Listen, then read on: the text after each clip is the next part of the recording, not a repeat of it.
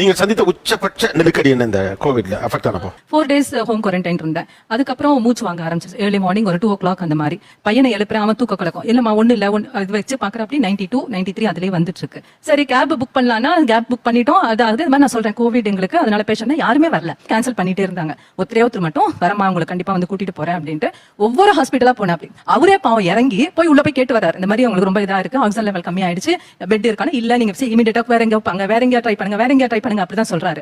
அந்த மாதிரி இவங்களுக்கு எல்லாத்தையும் பண்றது இந்த கேம்ப் டிரைவரே பண்றாரு. அவரே இறங்கி போய் கேட்டுட்டு வந்தாரு. போய் அட்மிஷன் போட்டு நான் பத்த பிறகு தான் அவர் போனாரு. நான் சேர்ந்து அடுத்த ஒரு half an hourல பக்கத்துல ஒரு பெட் இருந்தாங்க, அவங்க டெத் கண்ணு முன்னாடி ஒரு டெத்தை நான் பார்த்தது அதான் ஃபர்ஸ்ட் டைம். இந்த டைம்க்கு வரலைன்னா நான் போயிருந்திருப்பேன்ல அந்த இதுல.